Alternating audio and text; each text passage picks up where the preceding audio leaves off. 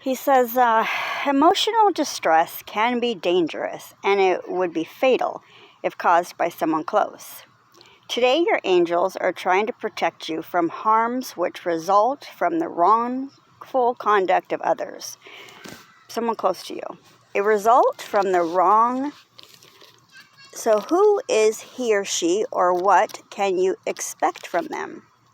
Just remember to keep an open mind and trust your angels. First, understand that emotional distress is either negligently or intentionally inflicted, and this person is doing this intentionally, guided by negative emotion. They are planning to devise a cruel plan to pull you down, hoping to pull you under severe stress. But before moving forward towards this person, plan, and identity, you need to hear this. The Father says today that the processes of your life are my domain. Stop process and start praying for the end result. Now, how I get things done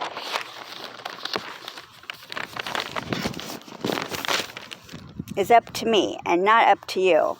Often your prayers are frustrated because they reflect how you think I will do something, rather than simply trusting me for the outcome. Leave the details to me, says the Father. Moses had no clue how I would get him over the Red Sea. Time and again, I surprised Elijah with how I delivered him, with just 300 soldiers under his command.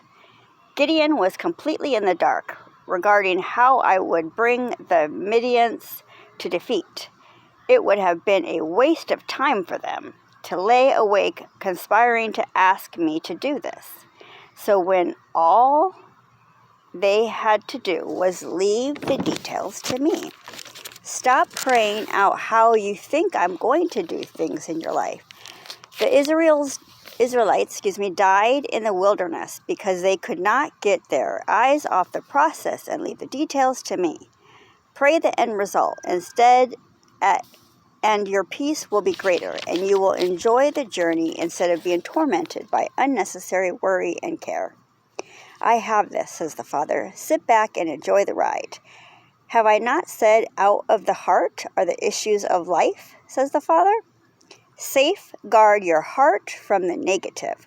Put a wall of opposition between yourself and the situation, the people, and the environment that continually reeks of the negativity, defeatist attitudes of unbelief. The enemy of your hopes is packaged the negative in such an appealing way that the darkness waltzes in without knock at the door. Keep going. It's time to ask for your key back. What settles in your heart in abundance will be produced in your life, says the Father. This is the way I design the human heart, to work for you and not against you. Fill your heart with those things that are pure, and the pure will usurp the impure in your life.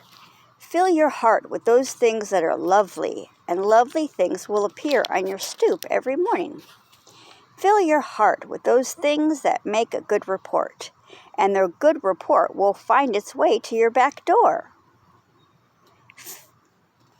Fill your heart with those things that arise from virtue, and my virtue will go forth from my throne and heal your land. Is there not any praise or any positive, blissful fact to entertain your thoughts this day? Think on these things today, says the Father, and they will be the predictors of your tomorrow. Now, about your enemy, understand this. There are many such around you. Sometimes their plans may succeed, but only one thing can save you from this relation between you and Jesus. You may have thought that it was great. Believe me, it was not. Listen to this. The Bible describes our relationship with Jesus as being similar to the relationship between the Eastern shepherd and his sheep.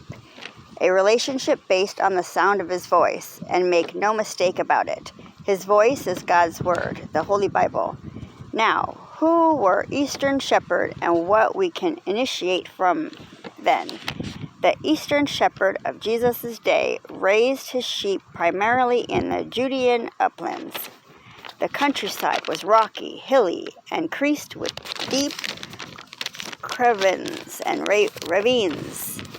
Patches of grass were sparse, so the shepherd had to establish a personal relationship with each sheep, nurturing its love and trust in order to lead it to where the path was the smoothest, the grass was the greenest, the water was the cleanest, and the nights were the safest. The shepherd always led the sheep. He knew their names, and when he called them, they recognized his voice and followed him. When he stopped, the sheep huddled closely around him, processing against his legs. Their personal relationship with him was based on his voice, which they knew and trusted. What are the secrets to a life of impact? Daniel achieved greatness in the eyes of his contemporaries, in the eyes of history, and most importantly, in the eyes of God. His faith did not waver as he faced his critics, as he served new kings in power, or even as he confronted hungry lions. How can we achieve that kind of faith today? 20 intentional key choices made all the difference. Daniel's choices can be ours, such as number 1, the choice to listen. Number 2, the choice to forgive. Number 3, the choice to pray. The Father says today, believe the good report and not the negative messages flooding the atmosphere around you.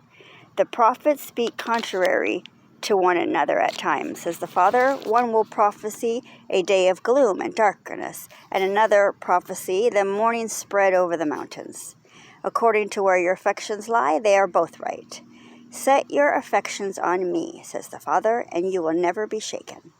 What you cling to and what you are willing to relinquish for my will in your life determine the character of your current season. Always bear in mind, what can a man take away from you that I cannot replace? What can a man threaten that I cannot restore with one act of divine grace? You will have resources and provisions that others will see and wonder, how can this be? Your answer will be to bring